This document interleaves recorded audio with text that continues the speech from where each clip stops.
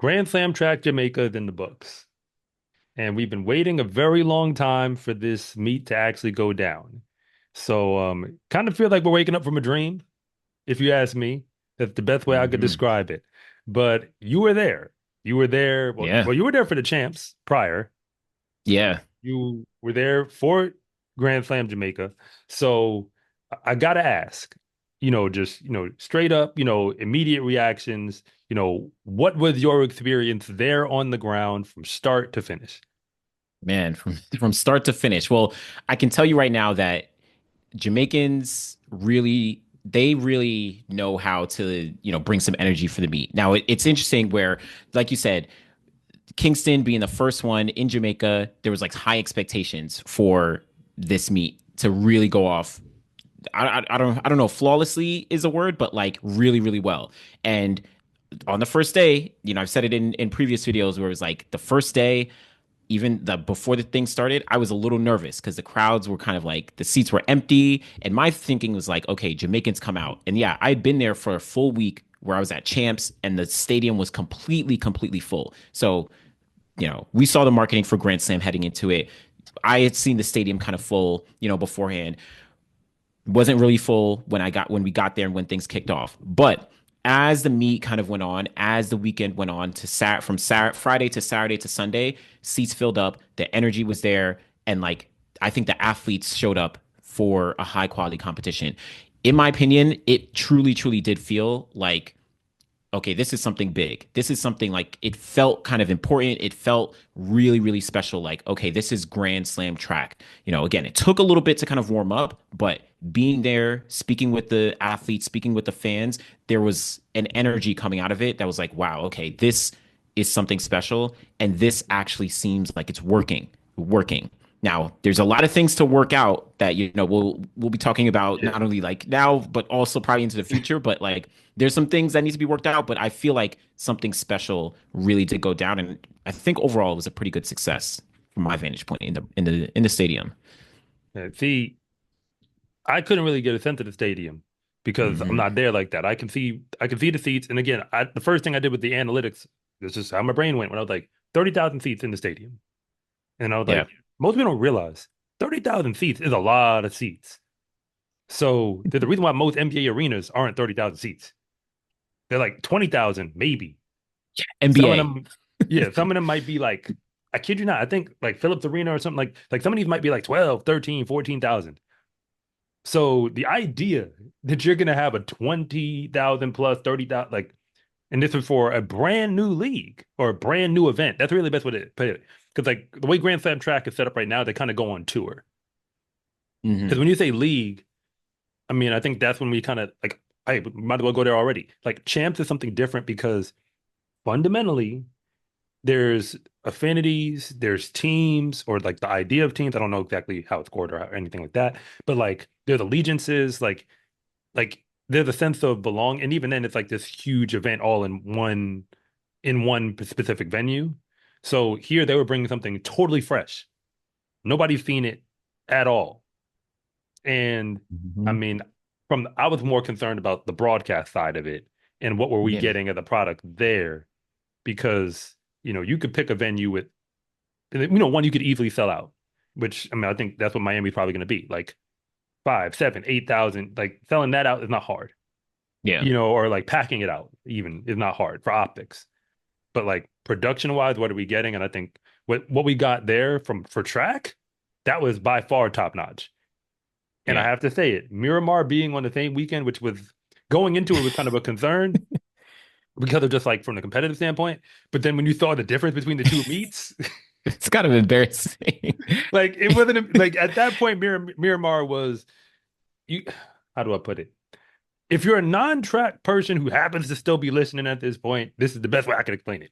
Like you have the NBA and you have the G League, and Miramar ain't even that.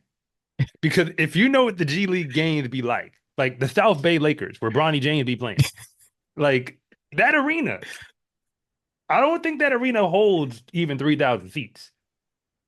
Arena, it's like a gym with seats kind of watching. That's what it is.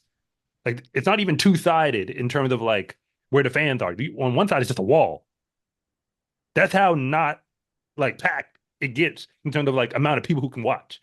So that's what I'm trying to say as far as like Miramar was like that or That was worse than sad. that in terms of Worse. like as a production for, nothing against the production team. I'm saying like if you are a fan of track and you said, I'm gonna go watch this event, I mean, what did you get? What if you said I'm gonna watch it on like a stream because they put it out? What did you get? so No shade, just being honest. I mean, we literally saw, and obviously we're going to dive into Grand Slam, but just the point on Myanmar is like, we literally saw, or I watched on YouTube, I saw Sharika Jackson on a relay running by herself. And I'm not talking about by herself because she was in front of every single other person. I'm talking about she had no one else on the track. There were no other teams. This is the 200-meter double world champion, second fastest woman in history, one of the Jamaican stars who was running by herself, no other competitors, with very few people in the stands. Like, clearly, that, yeah, the contrast between Grand Slam and Miramar was like night and day, night and day. So, yeah, that was crazy. But it does speak to, though, again, being in the stadium, the Jamaican fans really did love the competition. They loved the energy, especially on Saturday and Sunday. And I heard from the fans where it's like Jamaica doesn't have these massive meets all the time. They have like these one-off competitions like Racers Grand Prix. They have like this Jamaican Invitational, and of course they have their national championships. But they don't see Gabby Thomas running in Jamaica.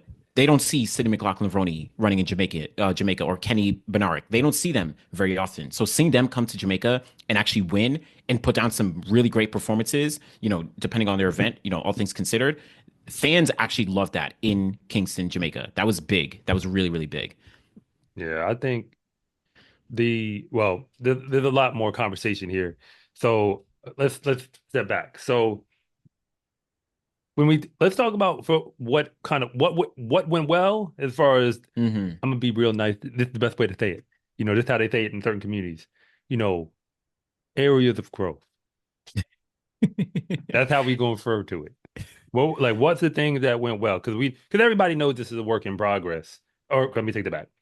You should know Hmm. this is a work in progress. Yeah. I think a couple things went well. I'll start with what went well first, where first of all, you were able to get a decent amount. Let me not say decent.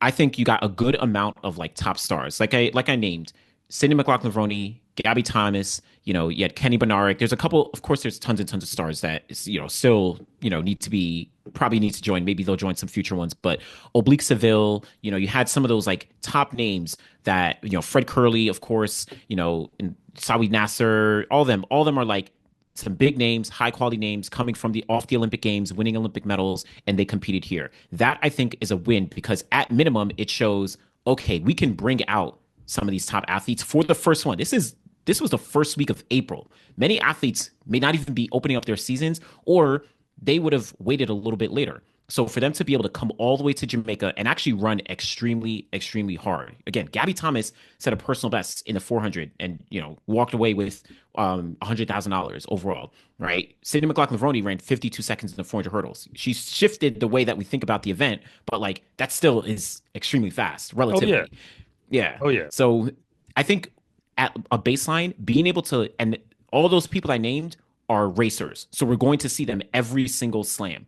So the fact that they locked them in Kingston, Jamaica, that is one of the biggest, first things I thought really, really did go well. Yeah. Well, I'm gonna pick up off of that. And I'm gonna say this for the community in the back.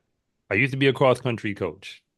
I know it's crazy because I was a sprinter in college, but I used to be a cross country coach. So I know something about distance. Let me tell you, that 1500, I was locked in. Mm. I was locked in. I gotta On just the hey, the men's side or the women's on the side? Both of them? no shade to the women, but on the men's Oh, side, yes. no That was no a good one. shade. No, I didn't mean it that way. I'm just saying the Yeah. men's 1500, I was locked in, and this is what I'll say because it's the best example I can come up with for like what this version, and that's the only way I can describe it. This version of Grand Slam track is where you give us the podium. You give us Marco Arop. You give us, Emmanuel Wanyoni. When I say the podium, I mean the 1500 podium from the games. So you give us like these heavy hitters between the 8 and the 15, Yep. where Because see, when you ask how people feel about the field, I'm gonna be honest. It's a very biased conversation because the track community isn't a community; it's a bunch of separate ones. The Hmm. distance community, they was eating good. Yeah. It's only the sprinters who, like the people from that side, who even the hurdles on the women's side. What more do you really want? Yeah. It was literally Like, everybody, what more essentially do you everybody. really want? It's just certain communities. Again, the sprints community is the loudest of like, we don't really know yet how we feel about this situation. So as far as like who's on the line, and to see them, okay, first they battle it out. Wanyoni gets the victory. He wasn't supposed to get the victory. I'm in shock because I'm like, yo, he wasn't supposed. This was never supposed to happen. Like, Yep. man, I can't make that video because my community they care about sprints more than anything else. So they're just gonna be like, whatever. But like, there's a community that loves this stuff, and it's like, yo, this is crazy. And then Josh Kerr gets bodied to keep it a buck. Yeah. Like on the eight, Yeah. like that did not go well, even in the slightest. But Nope. I saw his interview. Or at least he did several, but I saw one of his interviews. It might have been Hmm. a Sidious interview where he was just like, "Hey, like he owned it. He's like, hey, training's been off, things have been off, but like, hey, there's no excuse. I tried to get ready, tried to run hard. I did really, I did do that, but I wasn't ready. He's like, but now I know what I'm up against, Yep. and I'm gonna come back. And see, that was what I was like. I'm gonna be tuning in. Well, first of all, well, I'm gonna be there in Miami, but we get the point. Like, I'm going to be paying attention when he's on the track. That's what I'm trying to say. Because like I want to see how this is gonna play. Yeah. We know what he's capable of. I mean, like Prefontaine last year, like It's crazy. I mean, like you said, he's an Olympic medalist. Like he's a world champion he's actually the reigning world champion in the 15. And now I think that highlights exactly what's good about Grand Slam. It's like, oh, one of the top guys just got cooked in their primary event, and they're saying, oh, okay, now I'm coming. I know I'm gonna do better next time. Why wouldn't you tune in? You are invested and you're locked in. So yeah, I completely agree there. now that we've established that, I mean, well, anything else on that page before we turn to the thing that might need to Yeah, improve? yeah. I mean, there's definitely a couple we could talk about improve, but I will say like there were some production and logistic things. I think those went pretty well. Again, from my vantage point in the stadium, like the viewing was great. The engagement with like the fans loved how much they felt like okay, they're actually engaging with us. They kept them entertained all throughout. Again, I've been to a bunch of track meets, and track meets do things very well, but this is a 3 day meet. Fans really felt very engaged, and they kind of did transform the Kingston Stadium as well, where they put up those sliding cameras that they usually don't have in Jamaica. So the production quality was actually very good, at least in the stadium. And I've heard good things about the broadcast as well. Oh But yeah, yeah, no, again, the broadcast was top notch. I mean, I think it was Noah Williams who said it that like you almost got like a NFL Monday night vibe mixed with a little bit of PGA mm, Tour, like kind of like creating something like a cocktail for track. It felt like the sport was being dignified and respected from a competitive standpoint. Again, I'm a yeah, fan of team track and field, but again, we're talking about track. Hey, let me keep it online since that's where we head, that where it landed. And if we're going this route, we're headed in the UFC direction. That's where this is going. That's what this is. I mean, I I'll say it this way. I was skeptical about the slams. I've said it before and I'll say it again, and I'll be very honest about where the skepticism came from. We hadn't seen it before yet. And a yeah, lot of other people were skeptical. But once it got there, and then I gotta say it, what MJ was trying to tell us, what let me rephrase that. What Commissioner Johnson was trying to get through to the community is that we have been missing out on competition in the sport. And we started to convince ourselves that the sport in its current state or in its past state, I'm going to say past because I think we're in a new world now. In hmm its past state was all it could ever be. You know what I mean? Like that, and let's clarify. Miramar showed you what it was. Grand Slam track showed you what it could be. And I'm not trying to pick on the meat. I'm trying to say that, okay, I covered the high school stuff. The high school kids run hard all the time. yeah. That's what they do. Week They in, week out. race, Yep. they compete.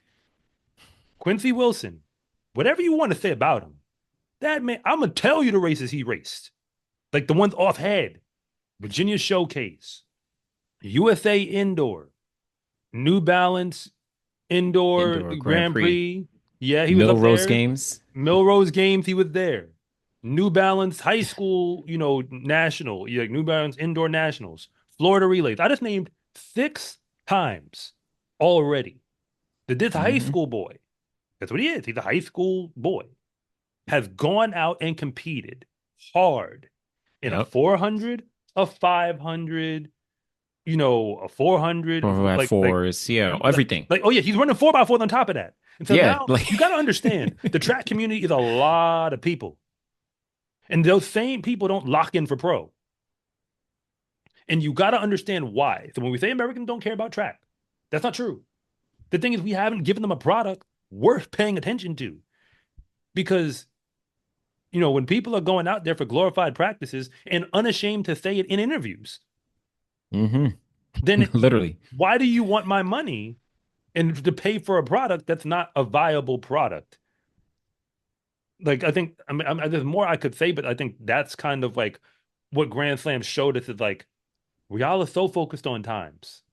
We're so focused on, because like there's a trade-off to get those times. The trade-off is I got to go in the lab, I got to stay in that lab for months and months and months, layer on all these Hmm. training. I've got to, you know, move around my mesocycles or whatever in order to kind of like put me in a position where at this moment on the calendar, I can give you this explosion. If anything goes wrong, it can like I'm not trying to waste time and like be long-winded. It's just like that was what we were doing for so long. And we would even tell people this is the only moment that matters. And now I'm just sort of like, you know what? Bump all that. I want to see people race. And if you win, you the guy. And you're not the guy if you can't win. Yeah. Like we can go compare clocks all we want. Step to the line and let's see it. And now we have a stage that's priming itself to be the place where, okay, fine, then you want a title, come get it. And we Exactly. shouldn't have to Exactly. wait till August. Exactly. Completely agree. Completely agree. Like, completely agree. That's why I appreciate someone like Kenny B showing up, winning 100 and a 200 at the top of April. And he's like, yo, I'm the Grand Slam champion. I appreciate Gabby Thomas showing up and being like, yo, I'm the 400. I know I'm going up against literally the Olympic gold medalist in the 400, the Olympic silver medalist in the 400, but doesn't matter. I want to make sure that I'm earning not only this money, but this title. There's bragging rights here. Or that's what we should get to a point where that's like, big bragging rights. I don't just from what you just said, do you think the community even knows how big a deal it is that she won the long sprint? I don't know. That it is crazy, right? She beat the Olympic champion in the 400 meters, someone who was undefeated for the past year. Like, Marlene Polino did not lose a single 400-meter race, like ever last year. And Gabby Thomas just beat her. Yes, she finished second in Nasser, who's like on another level. But Right I now, I yeah, agree. yeah. But like, you're right. I don't know if people realize how crazy And that is. because see, the thing is, it's not just that she beat her. Some people want to see the fast times. She did give a fast time. Yeah.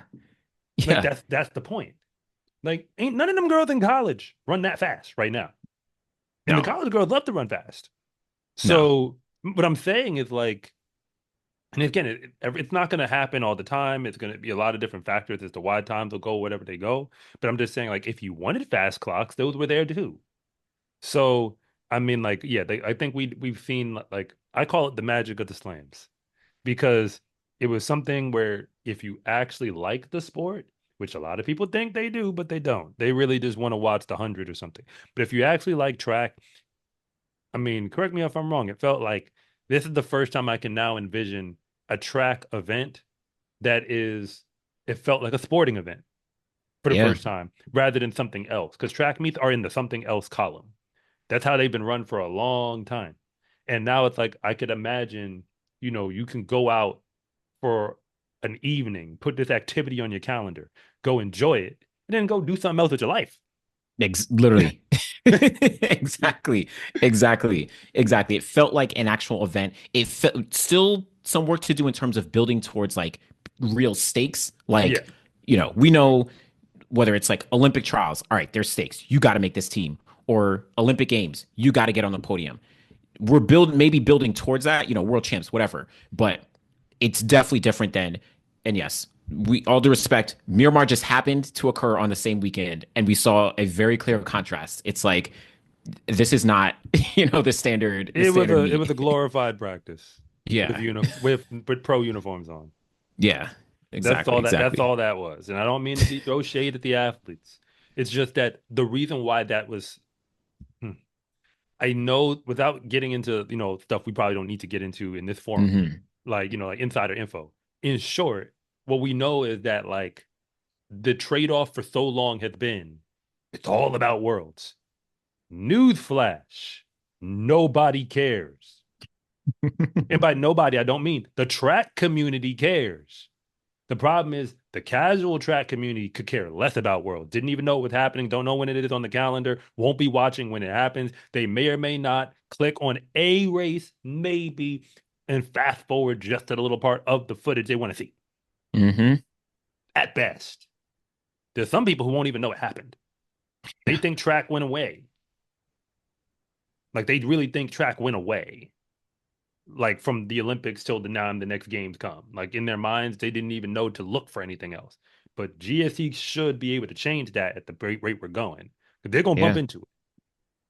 yeah, yeah. There's some good things, but is there anything now, like flipping onto the other side, that needs to be improved on, or things that are like, all right, I mean, above all else, I think you already said it. I mean, how do you raise the stakes? And again, we can't get into all the details and mechanics, and we're just two guys who are, talking. But fundamentally speaking, Grand Slam track set out with I'm okay, look. I really believe Commissioner Johnson with everything he said. He said stars, stakes, and stories. yeah, But to me, they go in that order when I think about how the community consumes it. So they have some stars, they do. Right now, they don't have all of them. And some of them already went on record, did podcasts, all of that. We don't even get everybody's names right now to explain why they were opting out. Everybody gave excuses and reasons. When we say stakes, right now, the stakes are the money. And the money is, again, as I'll say for our A B list conversation, if you're B tier in the pro track community, the money is a good enough stake to get all of you there. yeah, yeah, I'm just being honest. B tier and down, everybody has no reason to say no when you get a call.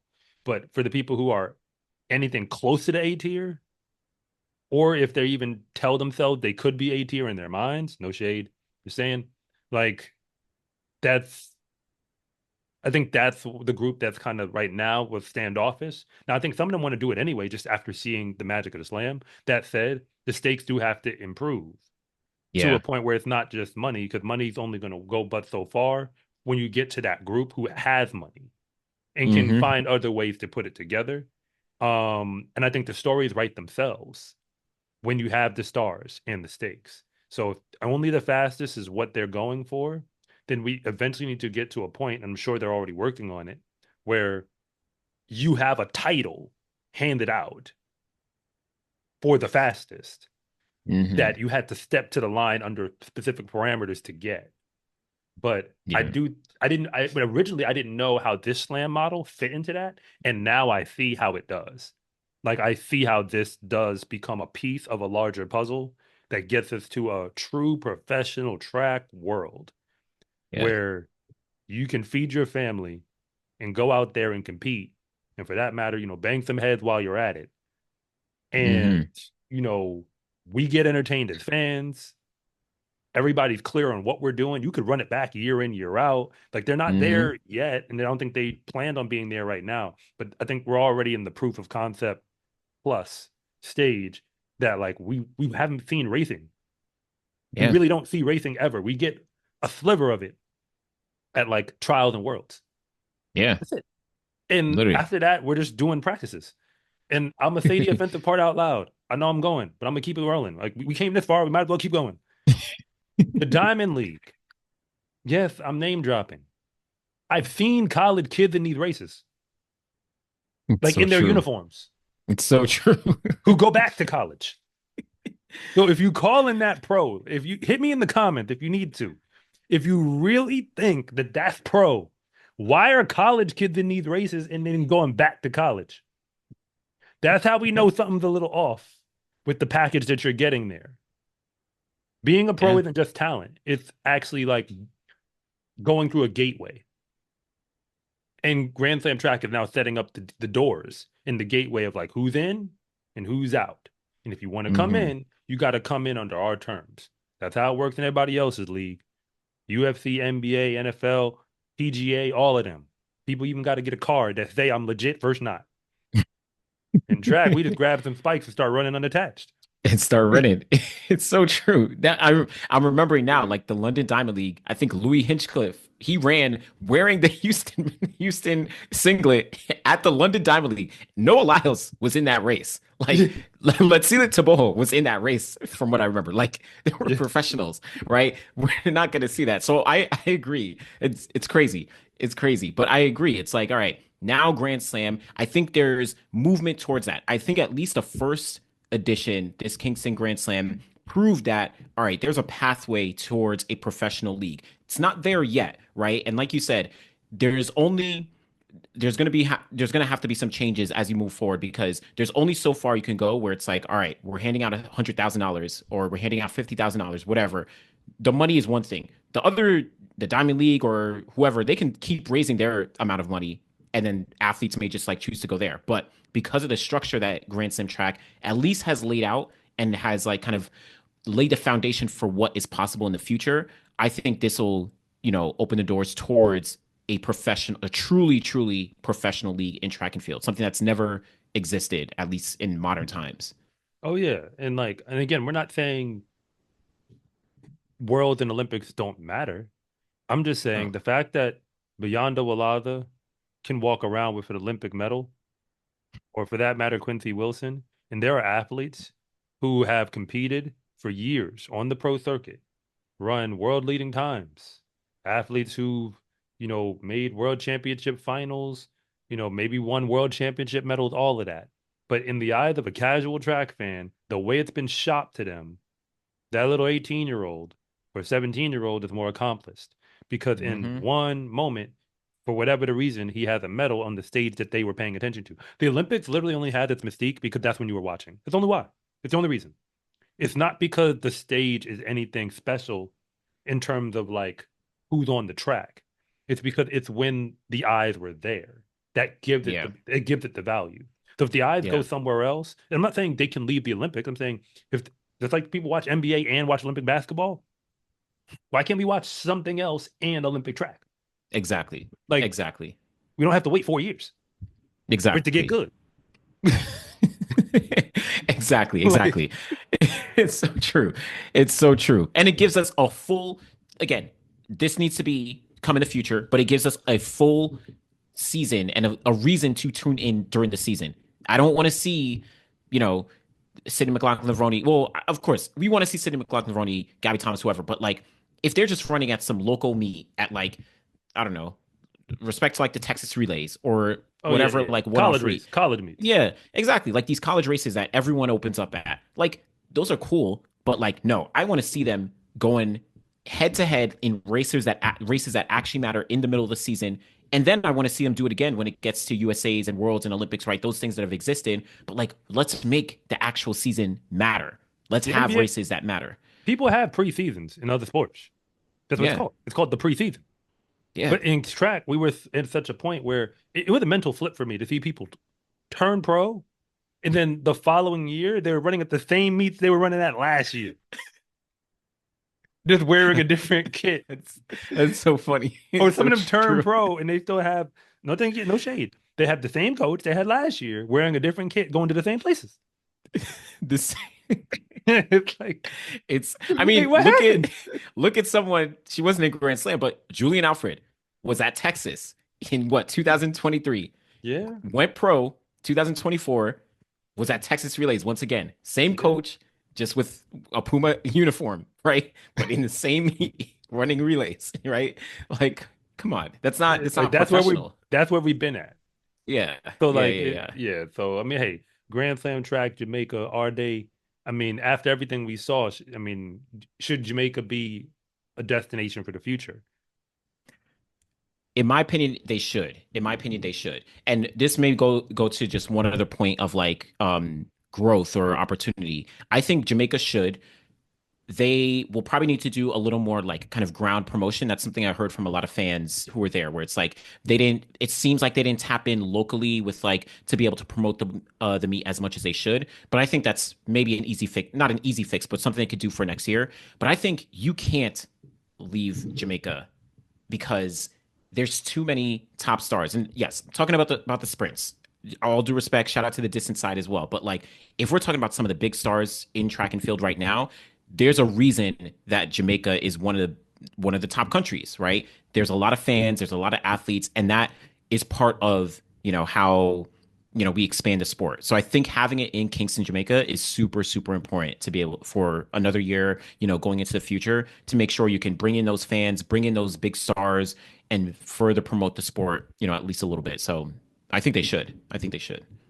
I don't take away from all that. I just see that there are complexities that need to be overcome because when it comes to, the product that comes out, again, everything from broadcast perspective, we just see empty seats on one end, for example, That's true. and things like that. So, I like, like the optics of like how 'cause fans don't care about the narrative; they just care about what they see. Mm, So, I think, oh, you said like the momentum can be built upon, but at the hmm same time, I mean, this is again, maybe I'm shallow or misunderstanding the equation. The way I understand it to some degree is that when I see a bunch of Jamaicans running at Miramar, for a lot of reasons, for a lot of reasons, on the same weekend, Yeah. it's confusing for me to unfeel that. Like when you tell me that like it's valued, it's like maybe the community valued it more than the athletes did. And by athletes, I Mm, mean the athletes and their teams, because I get it. Athletes have agents and athletes have coaches, and there's a lot of other people in the machine. So I don't want the community to beat up on athletes. However, Grand Slam is doing something brand new in terms of to yeah. shift the focus. And that's always the conversation here. Can we shift the focus? We can do worlds. I'm not opposed to worlds. I'm not anti-worlds. I'm just going to keep filling people in. No one cares. The non-track, like you're not going to grow the sport from that. It's just not going to happen. It's just not a viable product. As long as college kids are running and high school kids are running, yes, high school kids are running at worlds. High school kids are running at the Olympics who go to Yep. college and lose. Yep. We're talking about high school kids who can go to college and not make a final in the SEC. So Those true. same kids are running in the Olympics, going into repechage rounds, trying to get into semifinals. That's the product. So people don't know, but that's the product. I'm not saying that the people at the top aren't special, but no, you're not actually watching the fastest people.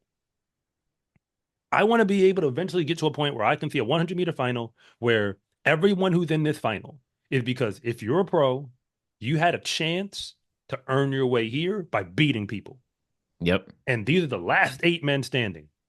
Because the only hmm way you're on this line is because you are the fastest. So when Yeah. we give out a crown, the Olympic gold medal is one thing, but it's not that. Yeah. Yeah. Like this is, we don't care where you're from, what country, like none of that matters. We just set up the structure where if you go fast enough, if you prove yourself, if you can beat people, eventually you'll get your shot. However, you got to qualify through, it's how you got to qualify through, but it all crescendoed at the same moment. And that's Yeah. something we haven't seen yet. hmm Yeah. Yeah. So I don't know. We'll see. We'll see. We'll see if it's able to. I'm optimistic after this first one. I think that they should return to Kingston, but there's a ton of things that need to be worked out. But overall, I would say first one a success. Oh, yeah. Yeah. Oh, yeah. My name is Anderson from the Final Leg. And I'm Coach Rob from SCA Track and Field. And thank you for watching this segment from the finish line. If you want to know what's really going on at the high school and college level, be sure to subscribe to Coach Rob Track and Field. And if you want more content on the best track and field athletes in the world, be sure to subscribe to The Final Leg.